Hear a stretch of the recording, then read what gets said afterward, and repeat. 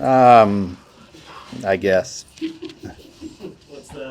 What kind of playing the switch of the offense from last night's struggles today?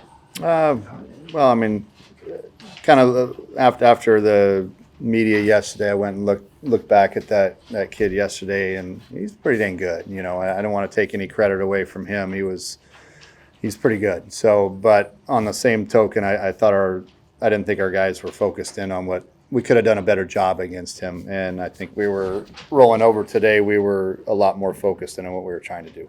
So I think that resulted in a lot better success.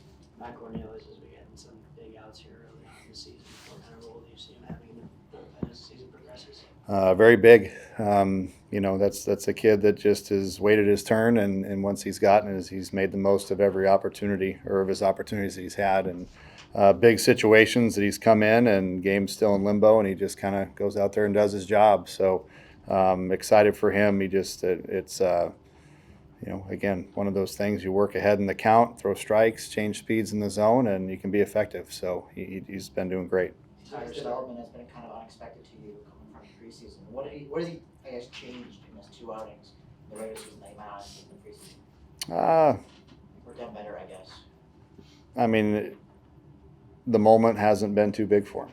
He just goes and competes. And to me, that's what I ask of our pitchers is don't try to come up with something that you don't have. Just be really good at what you do have, and you're going to be fine. And some of these younger kids need to learn from that. And they have better stuff, than Matty does, but they don't throw strikes with it. So it's not very useful if you can't throw it over the plate. So they can take a page out of his book and learn just to stay cool and collected when they go out there and trust their stuff the way that he's been doing. And you can, all these guys can be very effective if they do that, but we can't be effective if we're working behind.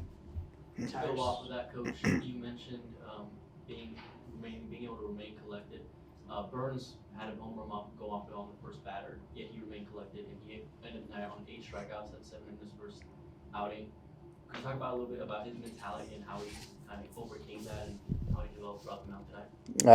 And that's told you guys after his last start that Tom's going to give up a run or two here and there. It's going to happen. He's not invincible, but the great thing about him is when he does give up runs, he doesn't seem to be rattled. He just goes right back to work and continues his game plan.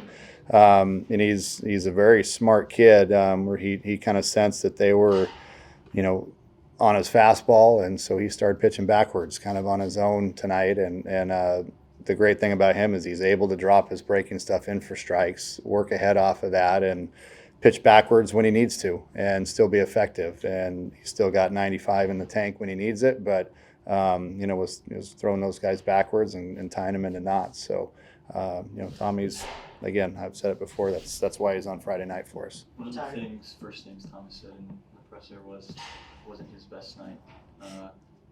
What does that suggest about the ceiling for him this season as he continues to get ramped up with more and more starts? Well, I think that's what you want to see out of your guys on the weekend, is that even when they don't have their best stuff, they're still willing and able to compete with what they have. They adjust based on how they're feeling and are still able to execute, whereas a lesser guy would fold up and, I don't have my best stuff today, and forget that I still got 3 other pitches I can go to. But that's what Tommy did tonight. Is he wasn't feeling great with his fastball, so he went to some off-speed stuff and pitched off of that and was very effective with it. So good pitchers are able to adjust. Do you like continuing to stretch him out as the year goes on?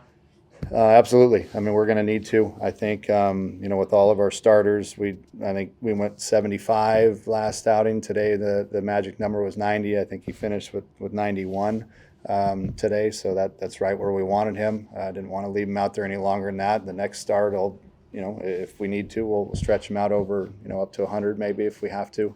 But that's the kind of the plan, and what we've always stuck with here is ramping these guys up, and their health is paramount for me, and I'm not going to blow out arms early in the year just to, go for wins early in the year. Yes, they're important. Obviously, this program is about winning, but not at the expense of hurting our kids. So, we'll ramp them up the best way we know how and stretch them out carefully. entire starting nine hits tonight. Obviously, doesn't speak to the depth of the lineup, but also its resilience to come back from facing a plus arm last night. Yeah, I mean, again, they were a little bit more focused today, and I made sure they were a little more focused today. So, not saying that's the reason they had a good night tonight, but I think just you could sense the aura that I was a little disappointed yesterday, and they better come with it today. So they bounced back very well. How do you maintain that focus moving forward? That's the trick. You try not to ride them too hard, but you got to ride them enough to where they're locked in, and that's the challenges of, like I said yesterday, dealing with 18 to 22-year-old kids. You don't want to lose them, but you got to keep them sharp at the same time. So that's what makes the job fun and challenging at the same time. They bounced back today, and a couple of them had some fun with me out during BP and said, "Coach, why are you so pissed off today?" I said, "Well, get us a win, and I won't be so damn pissed." So, anyway, they know how to push the buttons on the flip side too. One of those guys that feels really locked in right now, like Isaiah Jackson, to start the season. what about his game has developed from last year, especially offensively? Well, that's one of the guys that knows how to push my buttons a little bit and get me smiling, even though he could tell I was still a little bit hot today. So, Zay is just, starting to come into his own and do what he's capable of doing. And I think we've all seen the physical stature of him, the past, last year and what he's capable of doing. And then he's starting to put it all together now, which is a lot of fun. Continues to stay within himself, stay balanced through his swing, and it's fun to watch him hit when he's right. Any thoughts about moving out in the lineup? Any thoughts about We're averaging about 10 runs a game. I don't plan on moving the lineup too much. Jacob told us a couple of minutes ago about how you kind of preached not losing 2 in a row and bouncing back. Is that something you guys have kind of stressed after these 2 losses, making sure that it doesn't load into another game or another 2 or 3 games? Well, I mean, you try to limit the poor play and nip it and get back to what makes us successful. So if that results in a couple losses in a row, obviously we want to stay away from that. The whole this is a different because it's a 4-game series, but most of the time we're playing 3-game series. It's like you're going for the win, or you're going for the sweep, or you're not going to get swept. So you try to eliminate the bad play or the negative play as quickly as we can and move on and turn the page and get back to playing aggressive baseball. That's when we're at our best. Are you satisfied with the way they've come back with Kansas State and tonight after those 2 losses? I think this team is especially it's an offensive group or a group that the leadership is primarily position players. I think with the older position player group that we have, there's a few pitchers in there that are leaders as well. But I think those guys set the tone when they come to the field every day, and when they're flat, it's just like the whole outfit goes flat. So that's what I expect of them. Those older guys, the Harris Williams, the Camposes, Carstetters, Isaiah. I expect those guys to come and set the tone and not let there be a lull and a hangover from one day to the next after a loss. So even though, again, I was a little on edge today, I had my guys that hey, we're going to be fine. We ain't going to lose 2 in a row. We're good. It's okay, show me. So they did, and I'm proud of the way they responded today. That dynamic of sort of a comfort in terms of a shared agreement on the culture of the program where it's at in that regard. How steady does that feel in year 3? It's the expectations. I think is what it boils down to, and I put it in their hands an awful lot. Like where do you guys want to be? Where do you want to be at the end of this year? Then if that's where you want to be, then you got to set your expectations and hold to it.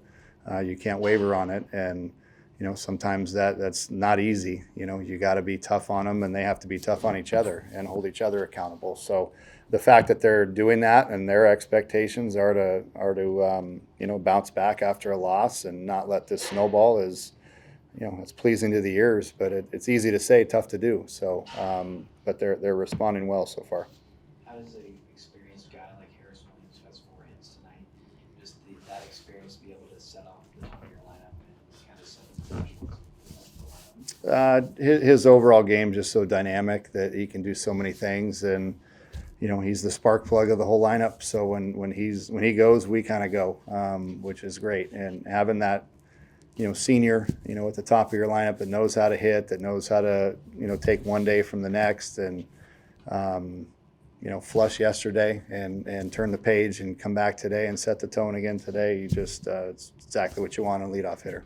When a guy like Brandon Compton comes out of the starting lineup and is able to bounce in tonight and have 3 different RBI base hits, what does that speak to the depth and the ability to add to and to continue to contribute throughout the lineup? Comp is done a great job on understanding being ready to play, regardless if he's not in the starting lineup, to come off the bench. I think he had a pinch hit, base hit, yesterday or the day before, a couple days ago.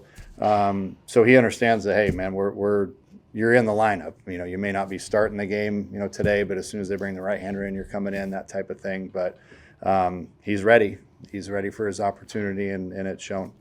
How do you think just that ability and the depth of the team has kind of added to other guys being able to be ready and stay ready for those moments and be able to execute in those situations? Well, I think the biggest thing is the competition we have. That's a tough lineup to crack, right? There's some good players that are sitting by me that they know that, hey, man, I better, if I get my opportunity to get in there, I'm going to have to show up if I want to play again tomorrow. So, and on the flip side, the starters know that there's guys nipping at their heels to play, and we have capable players right behind them. So you better come with the edge every day, or you got somebody behind you, pushing for your playing time. So that internal competition is a great thing, but having that overall depth and flexibility to put guys in different spots and actually manage a game a little bit and have fun with it, that makes my job a lot more fun. Increasing that internal competition, is that a point of emphasis for you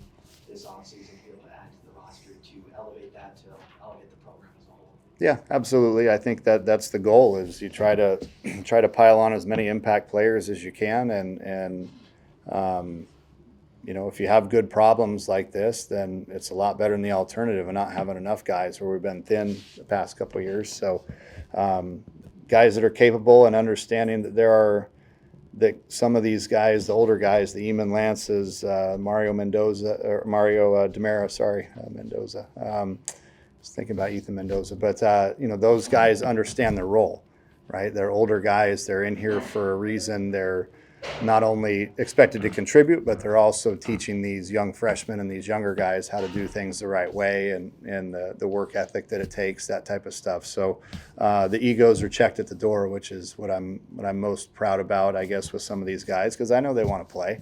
They're all alpha males that want in the lineup, but they understand that, hey, man, this is bigger than me. This is not about me. This is about us. And if this is the best thing for our team to win, then I'll do my job the best I can. So that's what's really cool about this group. We haven't seen a ton out of DeMera. What role do you see him playing, especially with New being day-to-day for days? Mario is a good hitter. He hasn't gotten off to he was in the cooler there for the first weekend, and trying to mix him in a little bit more often. But Mario can hit. He really can put together solid at bats. So, having him with the ability to play second or third, but mostly for me, kind of a right-handed veteran bat off the bench that could DH, could find his way in the infield there at some point in time. But just his kind of presence of having that security blanket on the bench of a good right-handed veteran bat is great.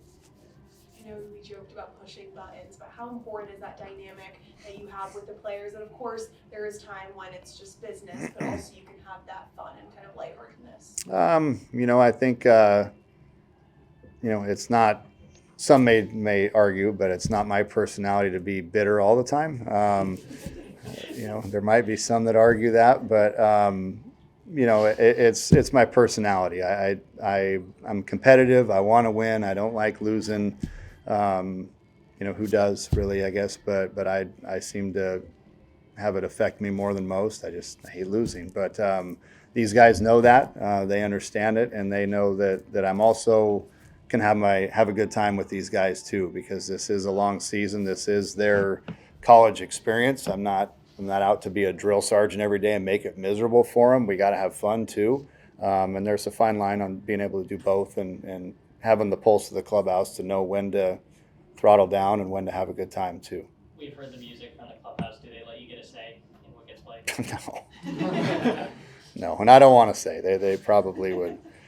I try to play some of mine once in a while, and I'm like, this is from the 80s, and then I realized that they're 2008 and they were born and whatever, so I kind of forget that was before they were even considered. How have your own experiences just kind of touching on that similar now as both a player at this program and also at the professional level? How do you relate those players more closely? I've spent the majority of my life in the locker room, so I think having the pulse is key, and understanding when they need a kick and when they need an arm around them and a hug, that type of thing is, that's my job. Again, I'm not always going to be right on all that, but that's my job to kind of know the pulse of the clubhouse and what these guys need. And right now, I think they're in a good spot. This group works extremely hard. They care. They want to be good. They want to win. And we understand there's some inexperience a little bit here and there, but